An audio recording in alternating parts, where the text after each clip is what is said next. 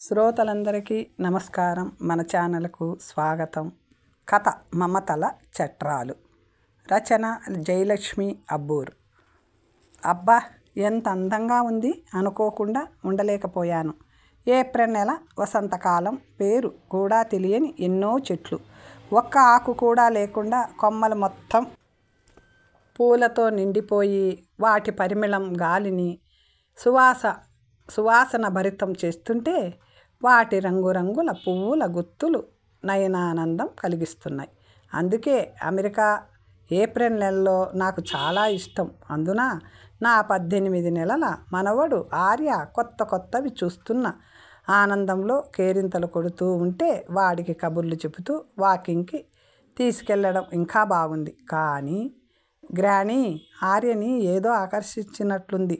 వాడి అరుపులు, అలాంటి పిలుపులతో హర్షాతిరేకం, కంటి చూపు చెట్ల మీద నుండి స్ట్రోలర్లో ఉన్న వాడి మీదికి, తర్వాత వాడు చూపిస్తున్న వైపుకి మరలింది.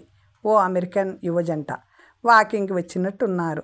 ఆమె స్ట్రోలర్ తోస్తుంటే అతను కుక్కను నడిపిస్తున్నాడు.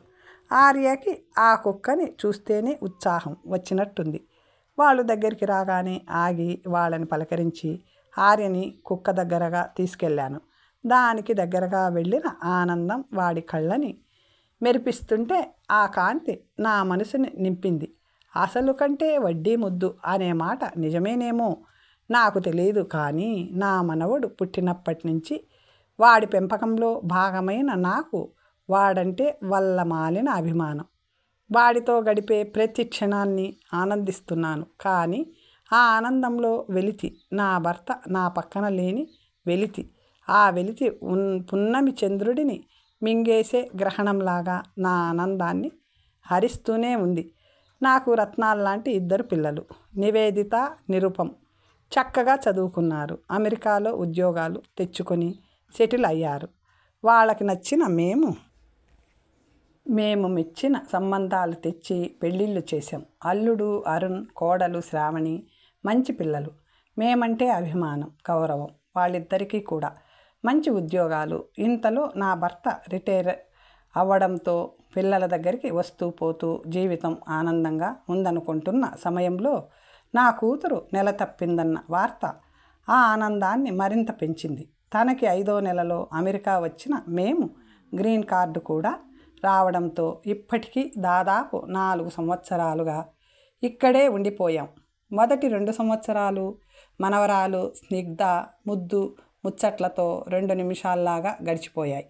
మేము నివేదిత దగ్గర ఉన్న నిరుపం వాళ్ళు 1 గంట ప్రయాణం దూరంలోనే ఉండడంతో ప్రతి వీకెండ్ కలిసేవాళ్ళం.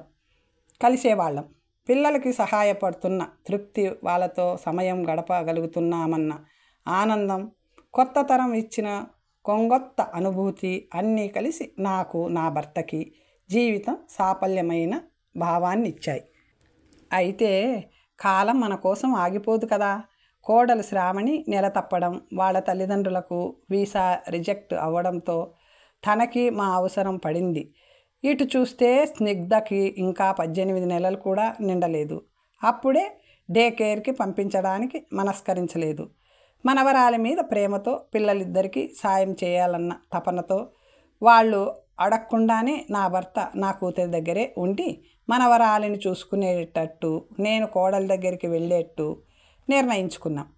ఆ రోజు మంచి నిర్ణయంగా అనిపించినా దాదాపు 2 సంవత్సరాల తర్వాత ఈరోజు ఆ నిర్ణయమే నాకు మనశ్శాంతి లేకుండా చేస్తుంది. అపార్థం చేసుకోకండి. నాకు నివేదిత ఎంతో, శ్రావణి కూడా అంతే. స్నిగ్ధ, ఆర్య ఇద్దరు ప్రాణమే. కానీ 30 సంవత్సరాల అనుబంధం ప్రతి క్షణం నా భర్త దగ్గర లేని లోటును గుర్తు చేస్తుంది. వీకెండ్ కలుస్తూనే ఉన్నాం, వీడియో కాల్స్ ఉండనే ఉన్నాయి. కానీ మనసు బరువుని తగ్గించే యంత్రాలు మాత్రం లేవు. ఉదయం కాఫీ కలుపుకుంటే పేపర్ చదువుతూ కాఫీ తాగుతూ నాకు విశేషాలు చెప్పే ఆయన గుర్తొచ్చి కాఫీ రుచి కూడా మర్చిపోతుంది. సాయంత్రం టీ తాగుతుంటే ఆ సమయంలో ఇంటికి మళ్ళిన పక్షులను చూస్తూ గార్డెన్లో మొక్కల మధ్య కూర్చొని మేము చెప్పుకునే కబుర్లు గుర్తొచ్చి టీని సగంలోనే వదిలేస్తున్నాను. పడుకుంటే నన్ను అల్లుకున్న ఆర్య చేతులు కొంత స్వాంతనని ఇస్తున్నా ఆయన స్పర్శలోని భరోసా కోసం ప్రాణం తహతహలాడిపోతుంది. ఒక్కొక్కసారి ఇండియాకి వెళ్ళిపోదామని బలంగా అనిపిస్తుంది. మా పిల్లలు నిజంగా చాలా మంచివాళ్ళు. మాకు ఏ రకంగానూ లోటు చేయటం లేదు. మేము ఇండియా వెళ్ళిపోతామంటే కూడా బాధపడినా కాదనరు. కానీ వెళ్ళాలంటే మా పిల్లలు, వాళ్ళ పిల్లలు, వాళ్ళ చుట్టూ మేము అల్లుకున్న అనుబంధాలు ఆపేస్తున్నాయి. ఓ గంట కనిపించకపోతేనే వెతికేసుకునే మనవడు, అమ్మా అంటూ ఆఫీస్ నుంచి రాగానే కబుర్లు చెప్పే కొడుకు, ప్రతిదానికి అత్తయ్య అంటూ నన్ను సంప్రదించి నిర్ణయాలు తీసుకునే కోడలు, వీళ్ళని వదిలేసి వెళ్ళడం ఎలా? నిండా 18 నెలలు కూడా లేని ఆర్యని ముక్కు మొహం తెలియని వాళ్ళ దగ్గర వదిలే పరిస్థితిని కల్పించడం ఎంత దారుణం. మా చుట్టూ మేమే చాలా బలమైన మమతల చట్రాలను బిగించుకున్నాం. త్రిశంకు స్వర్గంలో ఉన్నట్టనిపించినా ఏమీ చేయలేని అయోమయం.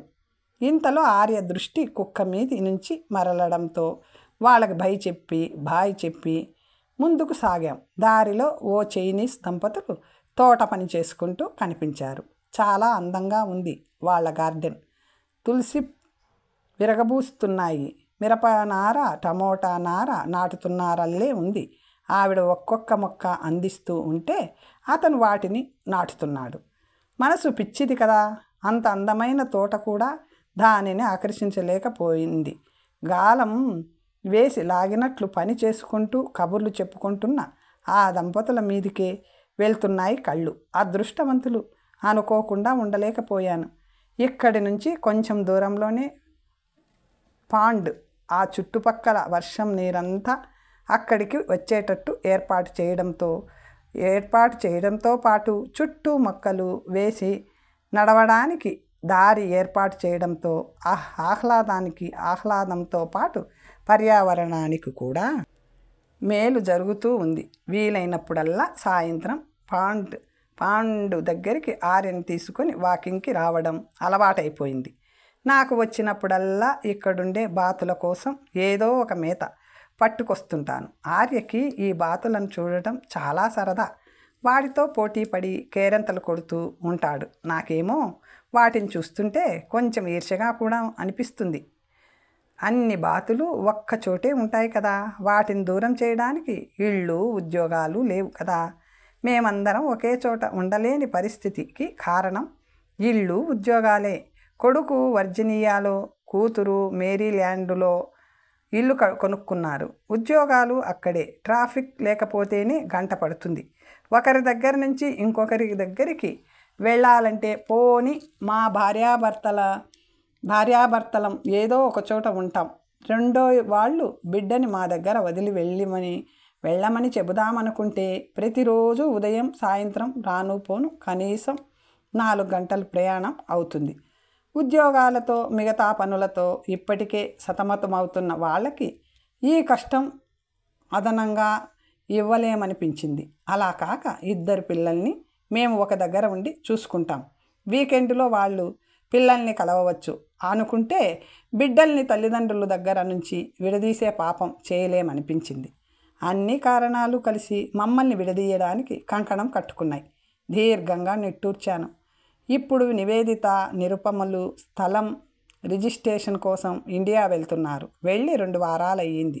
రావడానికి ఇంకొక 4 రోజులు పడుతుంది. ఇంట్లో నిరుపం లేకపోవడం, దానివల్ల 2 వారాలుగా మా వారిని కూడా కలవలేకపోవడం వల్ల దిగులు ఇంకొంచెం ఎక్కువైంది. వాకింగ్ ముగించుకొని వచ్చి తలుపు తీస్తుంటే చప్పుడు వినపడింది కాబోలు. అత్తయ్య, శ్రావణి వంటింటి నుంచే పలకరించింది. అప్పుడే వచ్చేసావా శ్రావణి? ఆర్యని స్ట్రోలర్ నుంచి దించి వంటింటి వైపు నడిచాను. అవునత్తయ్య, ఫ్రైడే కదా, తొందరగా వచ్చే బుద్ధి అయ్యింది. ఈ టైంకు మీ వాకింగ్ అయిపోతూ ఉంటుందని మీకు కూడా పెట్టేశాను టీ. చేతికి అందిస్తూ బయట డెక్ మీద కూర్చుందామా అత్తయ్య అడిగింది శ్రావణి. ఆర్యకి ఆడుకోవడానికి కొన్ని బొమ్మలు తీసుకొని బయటికి వెళ్ళి కూర్చున్నాం. నిరుపంతో పనులు అయిపోయాయంటనా? రిజిస్ట్రేషన్ బాగానే జరిగిపోయిందా? నివేదిత షాపింగ్ చేసుకుంటుంటే ఈయన బంధువులందరినీ కలుస్తున్నారు. నవ్వింది శ్రావణి. మీకు ఫోన్ చేయలేదా? నిరుపం. ఆమె గొంతులో ఆశ్చర్యం. నేను రాత్రే మాట్లాడాను. రిజిస్ట్రేషన్ ఎలా అయిందో అని నిన్ను అడిగాను అంతే. అయినా అంతా ఆశ్చర్యం ఎందుకా అత్తయ్య? మీ అబ్బాయి మీకు ఫోన్ చేయకుండా ఒక్కరోజు కూడా ఉండరు కదా. నేను కంప్లైంట్ చేయటం లేదులేండి, నవ్వేసింది శ్రావణి. ఇంతలో డబ్ అన్న శబ్దంతో ఆర్య వైపు తిరిగిన మాకు బొమ్మలన్నీ ఒకటొకటిగా కిందకేస్తున్న ఆర్య కనిపించాడు. వీడికి బొమ్మలు ఎక్కువైపోయాయి అత్తయ్య. ఈ ఆదివారం గరాజ్ సేల్లో పెట్టేద్దాం. అవసరం లేనివన్నీ శ్రావణి గొంతులో చిరుకోపం ధ్వనించింది. గరాజ్ సేల్ అంటే? ఓ, మీరు వచ్చిన తర్వాత ఇప్పటి వరకు గరాజ్ సేల్ పెట్టలేదు కదా అత్తయ్య. మన కమ్యూనిటీలో 2 సంవత్సరాలకోసారి పెడతారు. అందరూ వాళ్ళకి అవసరం లేని వస్తువుల్ని వాళ్ళ ఇంటి ముందు అమ్మకానికి పెడతారు. వాటిని నచ్చిన వాళ్ళు కొనుక్కుంటారు. అవునా? ఇక్కడ అందరూ బాగానే ఉన్నారుగా. అలా పాతవి కొనుక్కోవడానికి వాళ్ళేం ఫీల్ అవ్వరా? శ్రావణి నవ్వేసింది. లేదత్తయ్య, బట్టలు కూడా కొనుక్కుంటారు, వేసుకుంటారు. పాతవి అని ఫీల్ అవ్వడం నేను పెద్దగా చూడలేదు. అలా అని ఎవరు పాడైనవి సేల్లో పెట్టరు. మనము రేపు అన్నీ తీసి పక్కన పెడతాం. ఎల్లుండే కదా సేల్. నాకైతే చాలా గమ్మత్తుగా ఉంది. వస్తున్న వాళ్ళు పేదవాళ్ళలా లేరు, కానీ నచ్చినవి ఇష్టపడి కొనుక్కుంటున్నారు. ఇక అవసరం లేదని పక్కన పెట్టేసిన అన్నింటినీ గరాజ్ నుంచి క్లోజెట్ల నుంచి సేకరించి తెచ్చిన ఒక టేబుల్ మీద అమర్చి నేను శ్రావణి కుర్చీలు వేసుకొని కూర్చున్నాం. సగం వరకు అప్పుడే అయిపోయాయి. ఇంకా అమ్ముడుపోవాల్సిన వాటిల్లో జంట కుందేళ్ల బొమ్మలు చాలా బాగున్నాయి. వాటిని ఎందుకు అమ్మడమో కూడా నాకు అర్థం కాలేదు. శ్రావణేమో అవి మన ఇంటి డెకరేషన్కి మ్యాచ్ అవ్వడం లేదత్తయ్యా అంది. ఇక నేను ఊరుకున్నాను. కానీ నా దృష్టి అంతా వాటి మీదే ఉంది. ఓ అమెరికన్ జంట వచ్చారు మా దగ్గరికి. చిన్నపిల్లల్లానే ఉన్నారు. ఆ అమ్మాయి దృష్టి కుందేళ్ల మీద పడింది. తన కళ్ళల్లో మెరుపుని చూస్తే తెలిసిపోతుంది అవి నచ్చాయని. శ్రావణితో బేరమాడడం మొదలుపెట్టారు. బేరం తెగినట్టుంది. కానీ అదేమిటి? శ్రావణి ఒక బొమ్మే ఇస్తుందేమిటి? శ్రావణి ఒకటే ఇచ్చావేంటి? వాళ్ళకి ఒకటే చాలంట అత్తయ్యా. కానీ మిగిలిన ఒక్క కుందేలు బొమ్మని చూస్తే నా మనసు మెలిపెట్టినట్టయింది. అది బొమ్మే అని నేను చెప్పుకున్నా లోపలి నుంచి తన్నుకొస్తున్న దుఃఖపు తెర ఆగటం లేదు.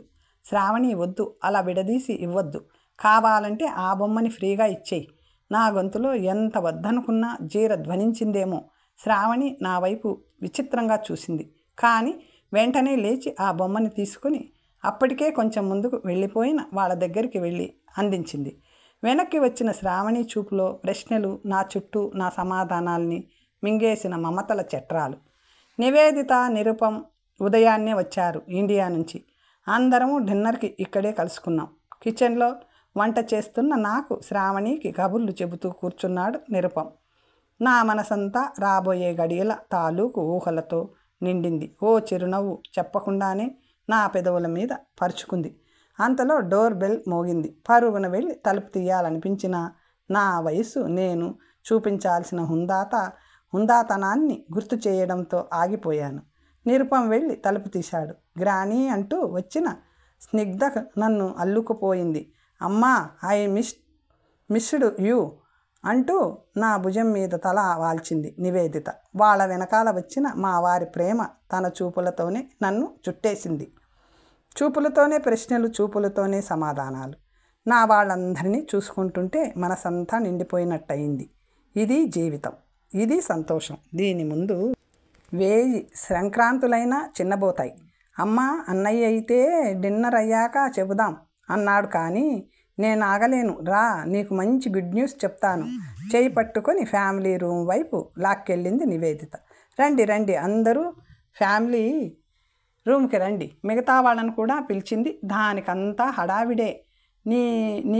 నువ్వు అస్సలు ఆగలేవా? నేను నీకు చెప్పకుండా ప్లాన్ చేయాల్సింది. నిరుపం టీజ్ చేస్తూ వచ్చాడు. అది నా ఐడియా అయితే నాకు చెప్పకుండా ఎలా ప్లాన్ చేస్తావు? మాట పైన పెట్టుకోదు నివేదిత. అయినా మంచి విషయానికి వెయిట్ చేయించకూడదన్నయ్యా. అమ్మా నాన్న గెస్ వాట్ మమ్మల్ని ఇద్దరిని చెయ్యి పట్టుకొని సోఫాలో కూర్చోబెడుతూ అడిగింది. ఏమిట్రా హడావిడి? మా ఆయన గొంతులో మురిపెంతో కూడిన చిరునవ్వు. దీనికెంత హడావిడో ఈయనకంత నిదానం. ఏమీ లేదు నాన్న, మేమిద్దరం ఇప్పుడుంటున్న ఇళ్ళు అమ్మేసి ఇక్కడ దగ్గరలో కడుతున్న కొత్త కమ్యూనిటీలో పక్కపక్క ఇళ్ళు తీసుకుంటున్నాం చెప్పేసింది నివేదిత. అది చెప్పిన విషయం పూర్తిగా అర్థమవ్వకముందే అమ్మా నాన్న వీ ఆర్ వెరీ సారీ నా పక్కన నేలపైన మోకాళ్ళ మీద కూర్చొని నా ఒడిలో తలపెట్టుకున్నాడు నిరుపం. ఎందుకు నాన్న? ఆప్యాయంగా తలపైన చేయి వేశాను. మాకు నిజంగా తెలియలేదమ్మా. మా అవసరాలు తీరిపోతున్న కొద్దీ అంతా బాగానే ఉంది అనుకుంటూ ఉన్నాం. ఇండియాకు వెళ్ళినప్పుడు భారతి పిన్ని అంటేనే కానీ ఆ ఆలోచన రాలేదు. ఏమందిరా భారతి? నువ్వు నా దగ్గర నాన్న చెల్లెల దగ్గర ఉన్నారని తెలిసి ఒరేయ్ మీ నాన్న మిమ్మల్ని మీ అమ్మని మిస్ అవుతారని ప్రమోషన్ కూడా వదులుకున్నారా? ఏ శుభకార్యానికైనా వస్తే కలిసే వచ్చేవారు. అలాంటి వాళ్ళని మీరు పిల్లలై పుట్టి విడగొట్టారు కదరా అంది. నిరుపం గొంతులో పశ్చాత్తాపం తాలూకు జాడలు కనిపిస్తున్నాయి. ఏడ్చిందిలే, దాని మాటలు పట్టించుకోకు. తల్లికి సహజమైన ఓదార్పు వచ్చింది బయటికి. లేదమ్మా, శ్రావణి కూడా చెప్పింది నాకు. గరాజ్ సేల్ అప్పుడు కుందేలు బొమ్మల జత గురించి నువ్వు ఎలా ఫీల్ అయ్యావో, మేమెందుకు మీ గురించి అలా ఆలోచించలేదో నాకు అస్సలు తెలియడం లేదు. తెలిసిన తర్వాత ఒక్క క్షణం కూడా మిమ్మల్ని అదే స్థితిలో ఉంచలేను. అమ్మా, మేము ఇండియాకి వెళ్ళినప్పుడు బంధువులంతా ఎంత బాగా చూసుకున్నా, అన్నయ్య నాతోటే ఉన్న అరుణ్ని చాలా మిస్ అయ్యాను. మరి నువ్వు నాన్న ఒకరినొకరు మిస్ అవుతారేనే ఆలోచన ఎందుకో మాకు రాలేదు. ఇండియాలో అడగకుండానే ఉచిత సలహాలు ఇచ్చేస్తూ ఉంటారని చిరాకు పడేదాన్ని. కానీ మనకు సలహా కావాలనే తెలియనప్పుడు ఇలా అడగకుండానే ఇచ్చే సలహాలే ఉపయోగపడతాయేమో. నివేదిత గొంతులో ఆర్ద్రత. ఇల్లు ఇక్కడ కొంటే రోజు మీరు వెళ్ళి వస్తారా?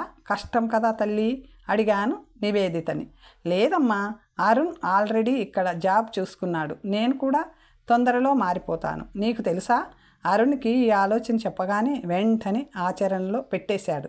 ఇళ్ళు కూడా వెతికేశాడు. రేపెళ్ళి చూద్దాం అమ్మా ఉత్సాహంగా చెప్పింది నివేదిత. అవునత్తయ్య, పక్కపక్కన ఇళ్ళు మీరిద్దరూ ఏ ఇంట్లో అయినా ఉండొచ్చు. మీరెక్కడుంటే పిల్లలిద్దరూ అక్కడే. మీకు సాయం కోసం ఒక అమ్మాయిని కూడా మాట్లాడాను. రోజు 3 గంటలు పనిచేస్తుంది మన దగ్గర. శ్రావణి తన వంతు సాయం అన్నట్లుగా చెప్పింది. చుట్టూ చూశాను. నా వాళ్ళు, నా భర్త, నా కొడుకు, కోడలు, నా కూతురు, అల్లుడు, మనవరాలు, మనవడు, అందరి కళ్ళల్లోనూ ప్రేమ, సంతోషం. నా పెదవుల మీదకి నవ్వుతో పాటు కళ్ళల్లోకి నీళ్లు కూడా చేరాయి. మా ఆయన కళ్ళు నా కళ్ళకి ప్రతిబింబాలా అన్నట్లు నా భావాన్ని ప్రతిఫలిస్తున్నాయి. ఒకరి కోసం ఒకరు ఆలోచిస్తే మమతల చట్రాలు కూడా అనురాగ లతలకి అల్లబడిన అవుతాయి, ఆలంబన అవుతాయి. అవతులు లేని ఆనందానికి ఆరామాలు అవుతాయి అని అనుకోకుండా ఉండలేకపోయాను. కథ సమాప్తం.